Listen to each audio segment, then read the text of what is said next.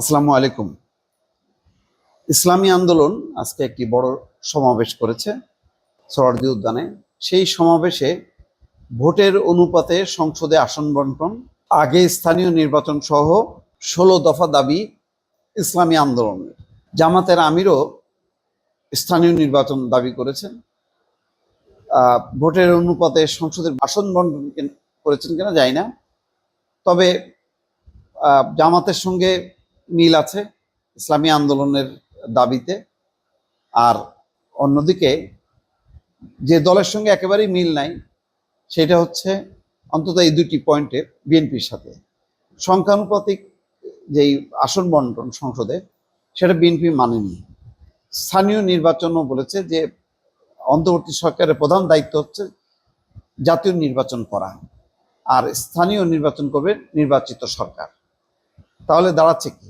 এবং এখানে দেখলাম যে গণমাধ্যমে যে বিএনপি ছাড়া অন্য সব ইসলামী দলগুলোকে আমন্ত্রণ জানিয়েছে তারা, সেখানে একটা বিভাজন। এবং বোঝা যাচ্ছে যে ইসলামী আন্দোলন চাইছে, যে তারা আগেও বলেছে যে ইসলামী দলগুলোকে নিয়ে একটা নির্বাচন জোট করবে যাতে তারা ক্ষমতা আসতে পারে। এখন তারা বলছে প্রাপ্ত ভোটের অনুপাতে সংসদে আসন বন্টন, নির্বাচনের লেভেল প্লেইং ফিল্ড সহ 16 দফা দাবি জানিয়েছে চরমনাই পীরের নেতৃত্বাধীন ইসলামী আন্দোলন। শনিবার রাজধানীর সোহরাওয়ার্দী উদ্যানে এই মহাসমাবেশের ঘোষণায় এই দাবি করা হয়। ইসলামী আন্দোলনের আমির সৈয়দ রেজাউল করিমের সভাপতিত্বে সমাবেশের ঘোষণাপত্র পাঠ করেন মাওলানা গাজী আতাউর রহমান।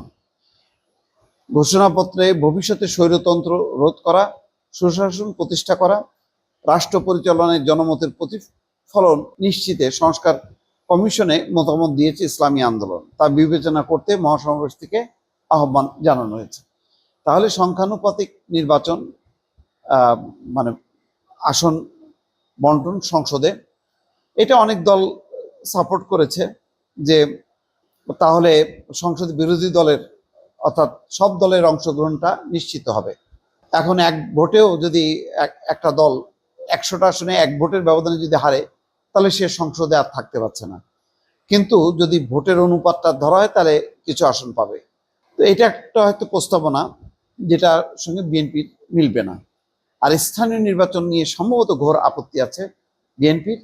তারা এখন যে আলোচনা সরকারের সঙ্গে এবং যেটি ঘোষণাপত্র হলো লন্ডনে যৌথ, সেটি হলো জাতীয় নির্বাচন নিয়ে।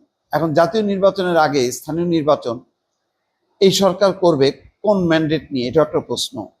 যে এই সরকারের কাজ তো সাধারণত যেটা হয়, অবশ্য এখন যেহেতু 106 অনুচ্ছেদ অনুযায়ী সুপ্রিম কোর্টের মতামত নিয়ে সরকার চলছে, ফলে এই সরকার অনেক কিছুই করতে পারে।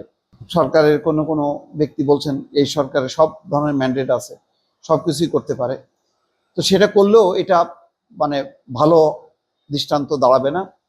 এতে রাজনীতিতে বিভাজন হবে, বিশৃঙ্খলা হবে, সংঘাত তৈরি হবে। বরং একটা জাতীয় নির্বাচনের চ্যালেঞ্জ মোকাবেলা করাটাই উচিত, এটা অনেকেই ভাবছেন।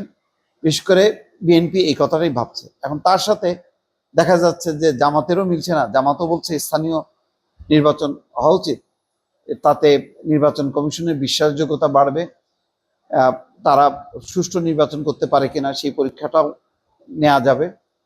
এখন ইসলামী আন্দোলনও কথা বলছে। ফলে আমার ধারণা যে পরিস্থিতি বেশ একটু জটিল হতে যাচ্ছে, রাজনৈতিক পরিস্থিতি, এবং সময় যত যাবে রাজনীতিতে বিভাজন বাড়তে থাকবে, যেটা একটা অশনি সংকেত। দর্শক ভালো থাকবেন, আল্লাহ হাফেজ।